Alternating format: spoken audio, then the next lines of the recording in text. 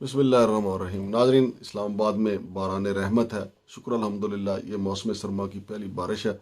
और बारिश ना होने की वजह से लोगों को तरह तरह के मसाइल थे। नज़ला, ज़ुकाम, खांसी काफ़ी ज़्यादा इस्लामाबाद में फैला हुआ था, बल्कि पूरे मुल्क में। अब उम्मीद है कि इस बारिश के बाद ना सिर्फ स्मोक कम होगी बल्कि धुंध भी कम हो जाएगी।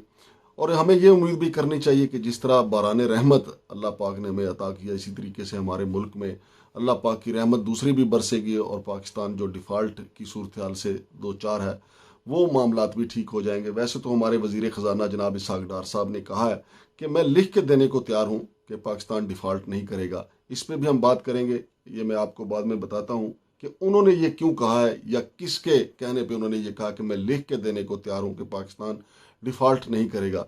लेकिन वफाकी दारुल हुकूमत में दो बड़ी खबरें जो सरगर्म है। एक तो 2 रोज़ा कोर कमांडर कॉन्फ्रेंस थी जो 27 और 28 दिसंबर को हुई, और तमाम सियासतदानों बशमूल इमरान खान की नज़रें इस कोर कमांडर कॉन्फ्रेंस में थी, क्योंकि इसमें बड़े अहम फैसले होना थे और उन पे भी हम बात करेंगे। लेकिन दूसरी बड़ी खबर जो है वो ये है कि जी एक टेक्नोक्रेट हुकूमत का इंतज़ाम किया जाए जो मुश्किल तरीन फैसले करे। लेकिन नाजरीन, ये टेक्नोक्रेट के हवाले से जो फिलर छोड़ा गया है, शोशा छोड़ा गया है, पाकिस्तान में जब भी कोई नया काम या नया तजर्बा किया जाना होता है तो पहले उसका फिलर ही छोड़ा जाता है, शोशा छोड़ा जाता है, ताकि सियासतदानों का रद्दमल चेक किया जा सके, अवाम का रद्दमल चेक किया जा सके कि अवाम इस हवाले से क्या सोचते हैं। तो नाजरीन, टेक्नोक्रेट की हुकूमत पर अगर बात की जाए तो वैसे तो पाकिस्तान में जो भी हुकूमत आती है, जरदारी साहब की हुकूमत आए, जनाब मियाँ नवाज शरीफ की हुकूमत आए या इमरान खान की हुकूमत आए, तो उसमें टेक्नोक्रेट तो मौजूद होते हैं। ख़ास तौर पे वज़ीर ख़जाना का ओहदा जो है वो टेक्नोक्रेट के पास ही होता है। ये अलग बात है कि मियाँ नवाज शरीफ साहब ने, ये उनको कहना चाहिए, उनकी सलाहियतों का एतराफ़ करना चाहिए कि उन्होंने अपना जो वज़ीर ख़जाना तैयार किया हुआ है। जब भी मुस्लिम लीग नून की हुकूमत आती है तो वज़ीर ख़जाना जो है वो इसहाक़ डार साहब ही होते हैं। अगरचे थोड़ी सी मुद्दत के लिए मिफ्ता इस्माइल साहब आए थे, कहा जा रहा था कि वो भी टेक्नोक्रेट हैं, लेकिन फिर उनको हटा दिया गया और उन्होंने फिर ववीला भी काफ़ी किया कि जनाब मुझे हटाकर इसहाक़ डार साहब ने मईशत का मजीद बेड़ा गर्क कर दिया है। तो नाजरीन, टेक्नोक्रेट की हुकूमत जो है उस पर सिर्फ रद्दमल PTI की तरफ से आया है और फवाद चौधरी साहब ने कहा है कि हम इसके ऊपर शदीद रद्दमल देंगे कि ये एक गैर आइनी इकदाम होगा। लेकिन दूसरी तरफ शब्बर जैदी और दूसरे जो सीनियर माहिरीन हैं इक़्तिसादी अमूर पे जिनको महारत हासिल है, उनका यही कहना है कि चूंकि सियासी हुकूमतें ऐसे फैसले नहीं करती जिससे उनका वोट बैंक कम हो, तो ऐसी हुकूमत ज़रूरी है जो ऐसे फैसले करे जिसपे उसको अपने वोट बैंक की कोई फिक्र ना हो। तो वो तो फिर टेक्नोक्रेट ही हो सकते हैं। तो टेक्नोक्रेट को तो ये उनको, जिसको पंजाबी में कहते हैं कि उनको लत्थी चढ़ी की कोई नहीं होती कि अवाम का क्या होगा, अवाम के साथ क्या बीतेगी, अवाम के पेट पे टांग पड़ेगी, लात पड़ेगी, मुक्का पड़ेगा, घोंसा पड़ेगा, जो भी पड़ेगा, उनको इस बात से कुछ नहीं होता। वैसे तो जितने भी टेक्नोक्रेट आते हैं तो उनके अपने माली हालात बड़े ज़बरदस्त होते हैं। तो अवाम का उनको अवाम का जो गुर्बत है, अवाम के जो मसाइल हैं, उससे उनका कोई गर्ज़ो गायत भी नहीं होती। और सियासी जमातों को भी, नाजरीन, जरदारी साहब की हुकूमत हो, मुस्लिम लीग नून की हुकूमत हो या असद उमर साहब वज़ीर ख़जाना हो, उनको इससे कोई बात नहीं होती कि अवाम कैसे ज़िंदगी बसर करेगी, क्योंकि उनके अपने मामला। अलबत्ता उनको ये ज़रूर होता है कि अगर हमने महंगाई की तो हमारा वोट बैंक कम हो जाएगा। हालांकि जो लीडर्स होते हैं, जो जिन्होंने कौम को सीधे रास्ते पे चलाना होता है, उन्होंने कौम को जुर्रत के साथ पूरी दुनिया में रोशनास करवाना होता है, वो बड़े बड़े फैसले करते हैं। वो वोट बैंक को नहीं देखते, वो मुस्तकबिल को देखते हैं। लेकिन हमारे यहाँ अलमिया यही है कि हमारी सियासी जमातें अपने वोट बैंक को देखती हैं। और अब हम जिस दौराहे पे खड़े हैं कि ऐसा ऐसा हमारी सियासी जमातों ने इंतहा की महंगाई कर दी है, लेकिन इसके बावजूद कुछ ऐसे फैसले हैं जो IMF जो है वो छुरा लेके हमारे सर पे खड़ा हुआ है। नाजरीन, IMF के कर्जे एक तरफ हैं और चाइना के कर्जे एक तरफ हैं। चाइना के जो CPEC के अलावा जो कर्जे हैं, 32 अरब डॉलर जो है हमने चाइना को देना है, और चाइना के कर्जे की किस्त जो है वो 2023 में शुरू हो जाएगी। यानी एक तरफ हमें चाइना जो है वो घसीटेगा, दूसरी तरफ से IMF तो हमें पहले ही घसीट रहा है। यानी ये सूरत हाल है। IMF का जो शोशा है, IMF का जो आइडिया है, वो इसलिए दिया गया है ताकि मुस्लिम लीग नून, चूंकि वो फैसले करती हुई घबराती है, और वैसे भी मियाँ शहबाज शरीफ का जो रिमोट है वो लंदन में है, वो वही फैसले करेंगे जो मियाँ नवाज शरीफ साहब कहेंगे। चूंकि वोट बैंक तो असल में मियाँ नवाज शरीफ साहब का है, तो मियाँ नवाज शरीफ साहब ऐसे कोई फैसले नहीं करने देंगे जिससे उनका वोट बैंक मुतासर हो। लिहाजा अब ये कहा गया है, और कुछ लोगों का कहना है कि जो 2 रोज़ा कोर कमांडर कॉन्फ्रेंस हुई है उसी में ये जो आइडिया जो है ये फ्लोट किया गया है, उसी में ये डिस्कस किया गया है ताकि मुआशी माहरीन की जो राय है उसकी नज़र में एक टेक्नोक्रेट हुकूमत बनाई जाए। और टेक्नोक्रेट की हुकूमत का चूंकि आइन में तो कोई गुंजाइश नहीं, लिहाजा उसके लिए वाहिद रास्ता यही है कि सुप्रीम कोर्ट से कोई फैसला लिया जाए। जिस तरह परवेज़ मुशर्रफ के लिए सुप्रीम कोर्ट से फैसला लेके उनको chief executive of the country बना दिया गया था और चीफ जस्टिस अरशाद हसन खान ने उनको आइनी तरमीम का हक भी दे दिया था। बहरहाल जो मुश्किल सूरत हाल है इससे किसी ना किसी तरीके से तो निकलना ही है, लेकिन शुनीद यह है कि हमारी मिलिट्री इस्टेब्लिशमेंट जो है वो ये चाहती है कि सियासी जमातों और अवाम के साथ मिलकर ही इन मसाइल से निकला जाए। लेकिन दूसरी तरफ मसला ये है कि हमारे जो सियासतदान है, ख़ास तौर पर इमरान खान जो है वो जो PDM की 13 जमातें हैं जिनको वो चोर डाकू सब कुछ कहते हैं, उनके साथ बैठने को तैयार नहीं है। और है भी क्योंकि हमारा मीडिया भी मुंह जोर है। अगर इमरान खान मुल्क की मफाद की खातिर इनके साथ बैठ के कोई डायलॉग करेंगे भी तो हमारा मुंह जोर मीडिया जो है वो सुबह से रात तक बल्कि 24 घंटे इमरान खान के वो बयान चलाना शुरू हो जाएगा कि जी उन्होंने कहा था कि मैं इनके साथ बैठूंगा नहीं, मैं इनके साथ बैठना पसंद नहीं करता। तो ये हमारे मीडिया की भी नेगेटिविटी है कि अगर कोई वसीतर मफाद में, कौम के वसीतर मफाद में हमारे सियासतदान बैठना भी चाहेंगे तो हमारा जो कौमी मीडिया है वो इतनी मिर्चें बखेर देगा कि किसी भी सियासतदान के लिए वहाँ पे बैठना बड़ा मुश्किल हो जाएगा। चूँकि प्रोपेगेंडा इतना तेज़ हो जाता है तो हर सियासतदान पर ये समझता है कि बस ये मेरी जो है सियासत जो है वो ख़त्म हो जाएगी, चूँकि मीडिया इस तरीके से नेगेटिविटी फैलाता है। बहरहाल ये हमारी एस्टेब्लिशमेंट इस पर जो है वो गौर व कर रही है। अलबत्ता जो कोर कमांडर कॉन्फ्रेंस के बाद जो प्रेस रिलीज जारी की उसमें तो कहा गया है कि दहशतगर्दी के साथ निपटा जाएगा, क्योंकि ये एक ऐसा एजेंडा है कि यकीनी तौर पे दहशतगर्दी के साथ तो हमने निपटना ही है। मुल्क में अमन अमान की बहाली के लिए, मुल्क में अवाम के जानो माल के तहफ़्फ़ुज़ के लिए दहशत गर्दों के साथ तो हमें निपटना ही है।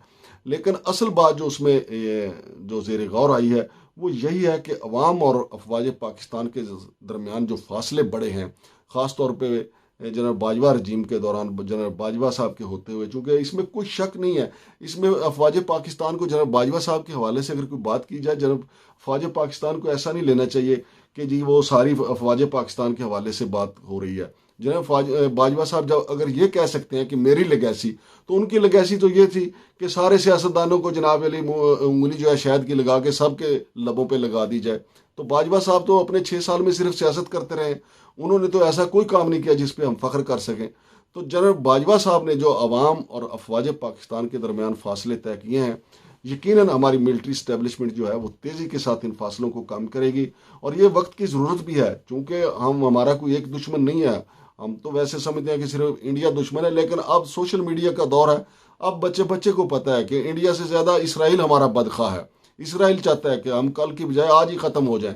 इसी तरीके से हमारे जो पड़ोस में अब अफगानिस्तान वाले जो हैं, अफगानिस्तान वालों ने जो किया है, जितनी गोलाबारी की है, उससे हमें अंदाज़ा हो जाना चाहिए कि हमारा गवांड कितना ख़राब है। क्योंकि अगर पहले तो भारत की तरफ से ही फायरिंग होती रहती थी, अब अफगानिस्तान की तरफ से भी शुरू हो गई। खुदा न खास्ता ऐसे लम्हात ना पैदा हो जाएं कि हम 32 अरब डॉलर जो है चाइना का ना दें और चाइना जो है वो भी हमें आंखें दिखाना शुरू कर दे। लिहाजा हंगामी इक़दामात की ज़रूरत है ताकि जितने भी मसाइल हैं उनके साथ निपटा जा सके और कौम को नई उमंगों के साथ, नई उम्मीदों के साथ नई राहें तलाश करने में मदद मिल सके। और ये उस वक़्त ही हो सकता है जब हमारी अस्करी और सिविल क़यादत मिल बैठेगी, वगरना ये मंजिल जो है वो बहुत दूर दिखाई देती है। और जहाँ तक मामला ये है कि हम डिफ़ॉल्ट करने वाले हैं, तो डिफ़ॉल्ट की सूरत हाल ये है कि इसमें ना तो इसहाक डार साहब का कमाल है, ना मिफ्ता इस्माइल साहब का कमाल है, बल्कि हमारी अपनी पोजीशन ऐसी है। बल्कि अगर आप ये कहें कि पाकिस्तान की पोजीशन एक ऐसे नौजवान की है कि जिसके ऊपर इलाके के तमाम चौधरी जो हैं वो इन्हिसार करते हैं। रशिया को हमारी अलग से ज़रूरत है, चाइना को हमारी अलग से ज़रूरत है, अमेरिका को हमारी अलग से ज़रूरत है। और वैसे भी अगर हम डिफ़ॉल्ट ना करेंगे, कारोबार यहाँ पे होगा, कारोबार किया जाएगा तो फिर बात आगे बढ़ेगी, तो हम कर्जे वापस करने की पोजीशन में होंगे। तो इसमें कोई ऐसी चीज़ नहीं है कि इसहाक डार साहब ने कोई ऐसा रुमाल, रेशमी रुमाल तैयार किया है और वो IMF वालों को सुंघाएंगे, या जो बाइडन को जनाब अली एक जो है वो उनके सामने से वो रुमाल हिलाएंगे तो जो बाइडन कहेंगे कि जनाब पाकिस्तान को जो है डिफ़ॉल्ट नहीं करना। बल्कि हाल ही में आपको पता है कि कुछ खबरें आ रही हैं कि अमेरिका ने पाकिस्तान के लिए भारी इमदाद जो है, भारी डॉलरों की बोरियों से भरी हुई इमदाद जो है वो मंजूर की है। वो डॉलर जब आएंगे तो पाकिस्तान इस मुश्किल से निकलने में यकीनी तौर पे कामयाब हो जाएगा। तो ये ऐसी सूरत हाल में जो इसहाक डार साहब का कहना कि मैं लिख के देता हूँ कि पाकिस्तान डिफ़ॉल्ट नहीं करेगा, वो लिखें या ना लिखें, ये आम तौर पे भी कई डॉक्टर इशफाक हसन जो हैं वो भी कह रहे हैं कि अगरचे पाकिस्तान के हालात ठीक नहीं है, माशी हालात ठीक नहीं है, सियासी हालात ठीक नहीं है, लेकिन पाकिस्तान डिफ़ॉल्ट नहीं करेगा। उसकी बुनियादी वजह यह है कि इस नौजवान पाकिस्तान की, नौजवान तो नहीं, अब तो 75 साल, ये भी बुजुर्ग हो गया पाकिस्तान, तो इसकी ज़रूरत जो है वो सबको है, चाइना को भी है, रशिया को भी है, अमेरिका को भी है, IMF को भी है। और चाइना और IMF को तो तकरीबन बराबर ही है, चूंकि कर्जे दोनों के हमने देने हैं, लिहाजा डिफ़ॉल्ट पाकिस्तान नहीं करेगा। और फिर पाकिस्तान की ज़रूरत जो है मुत्तहिदा अरब अमारात को भी है और सऊदी अरब को भी है। लिहाजा सऊदी अरब और मुत्तहिदा अरब अमारात जो हैं वो कभी नहीं चाहेंगे कि पाकिस्तान डिफ़ॉल्ट करे, कोई ना कोई ऐसी सूरत हाल निकल आएगी। लेकिन सूरत हाल जो भी निकलेगी, आवाम को महंगाई का जिन जो है वो खौफनाक तरीके से डराता रहेगा, इनका खून चूसता रहेगा। बल्कि महंगाई का जो जिन था वो पहले जिन था, अब तो वो एक ड्रैकुला बन चुका है। महंगाई जिस तरीके से बढ़ रही है और सरकारी अदादोशुमार बता रहे हैं कि ये महंगाई और बढ़ेगी, और आने वाले बरस 2023 में जो गंदम है, अभी से गंदम की बोरी जो है वो 10,000 की बोरी हो चुकी है और तकरीबन 130-140 रुपए फे किलो आटा फरोख्त हो रहा है। तो आने वाले दिनों में इसका मजीद बहरान पैदा होगा, क्योंकि अभी तक हमारे इदारे जो हैं वो कोई ऐसा तोड़ नहीं कर पाए कि डॉलर की स्मगलिंग को रोक सकें, कि डॉलर को बरामद कर सकें। कहा यह जा रहा था कि डार साहब आएंगे, डॉलर का जो बहारें आ जाएंगी, लेकिन ऐसा नहीं हुआ, बल्कि डार साहब के आने से भी कोई फ़र्क नहीं पड़ा और डॉलर मजीद गायब हो गया। तो नाजरीन, ये सारी सूरत हाल है। नए आर्मी चीफ जनाब आसम मुनीर साहब से बहुत उम्मीदें वाबस्ता सब ने की हुई हैं, और फवाद चौधरी ने तहरीक इंसाफ की तरफ से कहा है कि इसमें कोई शक नहीं है कि जनरल बाजवा की इस्टेब्लिशमेंट और जनरल आसम मुनीर साहब की इस्टेब्लिशमेंट में काफ़ी फ़र्क है। और उन्होंने ये कहा है कि हम बेहतर महसूस कर रहे हैं, और अब हमने आगे देखना है कि आगे क्या होने जा रहा है। और ख़बरें ये भी हैं कि अमेरिका और इमरान खान के दरमियान भी मामला तय पा गए हैं, और ये भी खबरें हैं कि हमारी इस्टेब्लिशमेंट और इमरान खान के दरमियान भी एक गैर एलानिया जो है वो पुरसुकून मुआहदा हो गया है। अगरचे ये होना चाहिए, कोई गैर नहीं है। इमरान खान खुद कहते हैं कि हमें एक तगड़ी फौज की ज़रूरत है, और इसमें भी कोई शक नहीं है कि अफवाज पाकिस्तान को भी एक पॉपुलर लीडर चाहिए। तो अगर ये मिल मिला के सारे चलेंगे तो पाकिस्तान के मसाइल हल हो पाएंगे। तो नाज़रीन, पाकिस्तान डिफ़ॉल्ट तो नहीं करेगा इंशाल्लाह, लेकिन महंगाई का ड्रैकुला जो है वो 22 करोड़ आवाम के बिल्कुल गर्दनों पे अपना मुंह रखे हुए है और उनका खून पीने को तैयार है। शमशाद मांगड़ को इजाज़त दीजिए। अल्लाह हाफिज़।